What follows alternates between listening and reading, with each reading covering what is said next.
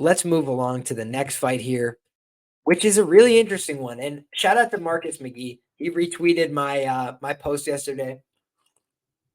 And I asked, is Marcus McGhee going to be able to rattle off 3 straight wins in the UFC and 3 straight finishes? Because this guy has burst on the scene in the bantamweight division.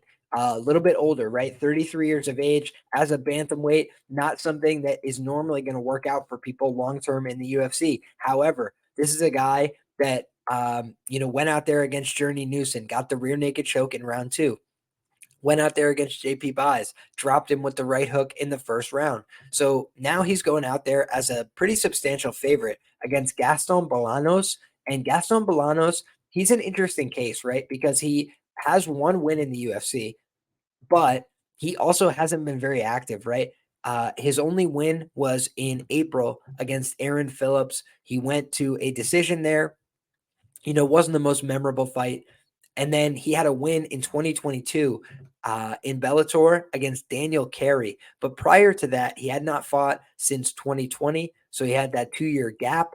And he had not been fighting the highest level of competition. He had not been fighting the most experienced guys. So I think this is interesting matchmaking because on the one hand, Gaston Bolanos has some losses, but he is a younger fighter in this spot. These two guys are similar sized. And I think that the guy that the UFC would prefer to win here, honestly, is Gaston Bolanos. He represents multiple demographics. He's a guy that I think could be marketable for the company. They signed him from Bellator. They don't do that with everybody.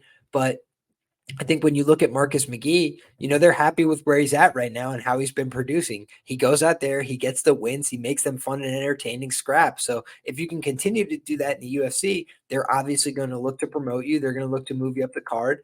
But right now, he's a little bit of an older guy. And I think that they're trying to find this winnable fight for Gaston Bolanos. So, you look at the betting odds, that's not what it reflects, right? It reflects it's going to be a steamroll for the Maniac. And I think that that's possible, right? I think that he is getting better all the time, right? Working with good fighters. Arizona is a hotbed for talent in the bantamweight division. Kyler Phillips, Sean O'Malley. Need I go on? I mean, there's a laundry list of talents. Henry Cejudo, a lot of guys, a conglomerate of those guys training in Las Vegas with the Basharat brothers and Aljamain Sterling and, Patchy Mix and a lot of other names at Extreme Couture and 10th Planet Vegas. Like there's a lot of crossover talent where these pools of great fighters are. And I think that that's one that we have to pay attention to. The MMA lab in Arizona producing a lot of good talent. However, Gaston Bolanos, if I'm pulling up his Instagram right now, I want to see exactly where he's been training at. But I was taking a look at this before. Seems like he's been getting in work in Peru.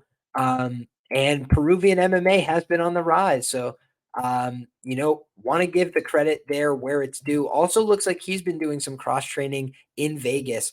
So I think that Gaston Bolanos could present a new product here. Shout out to our guy, Dennis Barrier, says, good night. Appreciate you being here, brother. And I think that this is a interesting matchup, and the line movement has been fascinating, right? Opens up -120 Marcus McGhee on DraftKings Sportsbook, and it is all the way out to a -258. So I think that that's something to watch, just a lot of public action here on the McGhee side. But it's definitely moved the line heavily, right? So the odds makers are respecting the money, but it's definitely a lot different than where they opened it up. Shout out to Dixon, says, hi, Liam, shopping at BJ's. Wouldn't miss the show for the world. Appreciate you big time. And Saga Analysis has not really sold on Bolanos, but his coach is seriously good. He's trained a lot of dudes like PFL champion Pinedo. Yeah, I think that's something really to watch out for.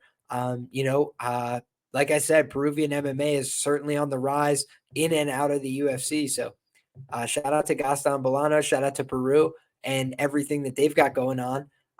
I think that this is going to be a hell of a scrap, right? I think Marcus McGhee is a good fighter, fun guy, talented, well-rounded, but I also just don't know that what we've seen from him in the UFC against the quality of competition we've seen him fight has shown to me that he's 70%, 80%, whatever, to win a fight like this. So, I probably think that the steam is a little bit too aggressive here, personally.